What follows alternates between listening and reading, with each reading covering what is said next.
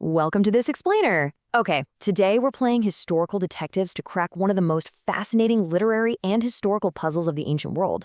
We're looking at the overarching mystery of biblical storytelling, specifically the first three texts of the New Testament, Matthew, Mark, and Luke.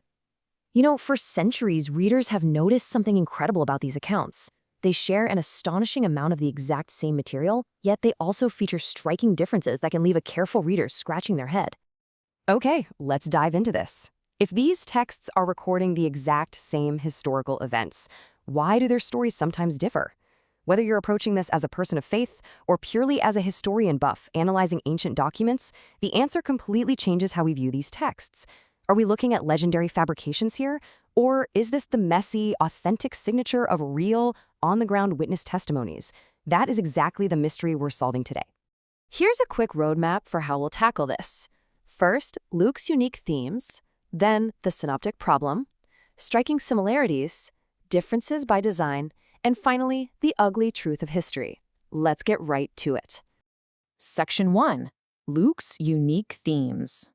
Before we jump in and compare all the accounts, we really need to see just how distinct an individual writer's voice can be.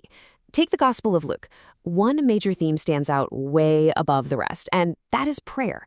In fact, Jesus is recorded praying 8 times in Luke, and 7 of those instances, they are completely unique to this specific text. Luke gives us a deeply nuanced view of prayer, steering far away from a kind of vending machine view of religion where you just put your coin in and get exactly what you want out. Instead, in chapter 18, Luke features 2 entire parables solely dedicated to the moral prerequisites of prayer. First up, you have the Pharisee and the tax collector, which is all about contrasting spiritual arrogance with deep humility. And second, the persistent widow, illustrating that you should always pray with persistence and literally never give up. In that first story about the Pharisee and the tax collector, Luke records what a lot of people around the world simply call the Jesus prayer. It's so powerful. The Pharisee is standing there loudly bragging to God about how great he is. But the tax collector, he's unwilling to even look up to heaven. He just beats his breast and quietly pleads, "God, be merciful to me, a sinner." It is such a direct, humble form of communication. And according to the text, this guy, not the bragging Pharisee, is the one who went home justified. Luke uses this to hammer home that a humble stance is an absolutely crucial moral prerequisite when approaching God. Section 2. The synoptic problem. So the crucial point is, what happens when we zoom out and compare Matthew, Mark, and Luke to one another? Well, these 3 are known as the Synoptic Gospels.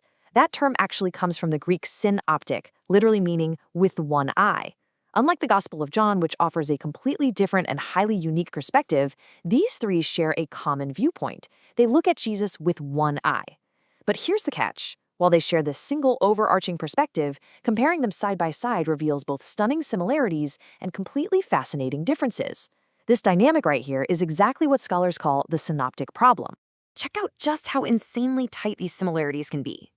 In the famous story of the paralyzed man who gets lowered through a roof, Jesus tells the religious leaders that he has the authority to forgive sins. Across Matthew 9, Mark 2, and Luke 5, the exact wording is shared, quote, "But that you may know that the Son of Man has authority on earth to forgive sins," end quote. And then in all 3 accounts, there is this identical grammatical break, this dramatic pause where the narrator actually interrupts to note that Jesus turns to the paralytic before Jesus commands the man to get up and walk. The narrative movement and the text are stunningly identical. Section 3. Striking Gospel Similarities. Now, what's really interesting about this slide is that exact wording we just looked at. That is literally just the tip of the iceberg. The broad chronological framework, from a Galilee ministry all the way down to a Jerusalem crucifixion, is practically identical across all 3 synoptics. And when you look at the raw data, the similarities are staggering. Look at the Gospel of Mark.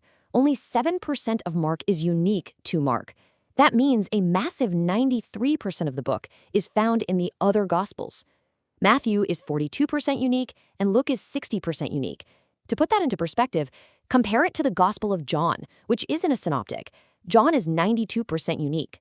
Because Mark is so heavily replicated in Matthew and Luke, a lot of scholars believe in Markan priority, meaning Mark was written first, and Matthew and Luke used his text as a primary source.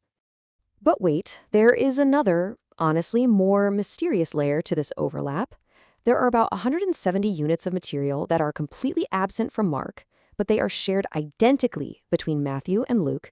Scholars call this shared pool of information the Q source, from the German word Quelle, which just means source. It's almost like this lost historical document that scholars are still trying to fully unpack. It shows us that Matthew and Luke were drawing upon a very specific, shared body of teachings to construct their accounts. Section 4. Differences by design. We've seen the similarities, right? But what about those differences? When the stories diverge, it is so tempting to just see them as simple contradictions. However, historical analysis suggests these aren't accidental errors at all.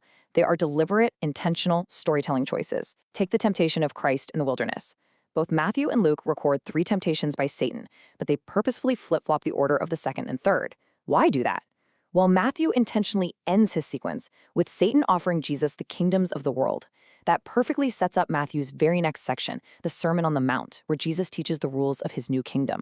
Luke, on the other hand, ends with Satan telling Jesus to jump off the pinnacle of the temple, and that seamlessly transitions into Luke's next story, where Jesus is rejected in his hometown, and the angry mob literally tries to throw him off a cliff. The authors organically arrange the events to land their specific literary points. And this brilliantly illustrates our point using the Amazing Grace analogy. Picture a master pianist playing the song Amazing Grace. If they're playing for a classical audience, they might play it in the style of Beethoven. For a different crowd, they might play it with a heavy gospel swing. Down in New Orleans, they might play it as jazz. The core song, the actual history, is exactly the same, but the delivery is specifically tailored and stylized for that specific audience. The gospel writers did the exact same thing with the historical events of Jesus' life. We can see this tailored storytelling perfectly in the temple cleansing. All 4 Gospels record this event, but they frame it completely differently. Mark uses it to show the rejection of the prophet. Matthew frames it around the messianic king, noting that Jesus immediately heals the blind and lame right after. Luke basically mutes the table flipping entirely to focus on Jesus as the sage teacher holding court, and John uses it to point to the resurrection of Jesus' own body as the ultimate temple. Think of the writers like 4 different basketball referees. They are all watching the exact same, complex, fast-paced play on the court, but they are viewing it from 4 entirely different, completely valid perspectives. They aren't contradicting each other. They're just highlighting the specific angle that matters most to their respective audiences. Section 5. The ugly truth of history. Let's move to and see how this builds into our final point. Counterintuitively, all this messy diversity, it's actually one of the strongest proofs of their historical authenticity. First off, we have to remember the eyewitness constraints on legend here. These texts were written before the destruction of the temple in 70 AD. That means they were published within just 30 to 40 years of the events. Hundreds of eyewitnesses were still alive to call out fabrications. It's a lot like a complex car accident today. 2 witnesses might differ on whether the car hit a pole first or got T-boned, but they absolutely both agree a crash happened. Life is complex, and varying eyewitness accounts are a hallmark of a real historical event, not some smoothly fabricated myth. Furthermore, the early church left the ugly truth details right there in the text. They totally could have harmonized the differences away, and they definitely didn't cover up their own glaring, embarrassing failures. I mean, the texts repeatedly show the disciples completely failing to understand Jesus. They highlight Jesus associating with despised tax collectors and Samaritans. They even record Jesus' own family trying to take him away because they literally thought he was crazy. And most astonishingly, they record Peter, the literal rock and primary leader of the early church, cowardly denying Jesus 3 times to a servant girl. You just don't make that stuff up. So, what does this all mean? Which leaves us with a final thought for this explainer. If you were inventing a flawless hero myth to launch a brand new religion, would you honestly, purposefully include the ugly truth of your own massive, embarrassing failures and the varying, messy perspectives of different witnesses? Or are these unfiltered, diverse, and authentic accounts exactly what true history looks like? It is a fascinating puzzle, and honestly, the harmony found right there within that diversity is exactly what makes the synoptic problem so endlessly compelling. Thank you so much for joining me on this deep dive. Keep questioning, keep learning, and I'll catch you in the next explainer.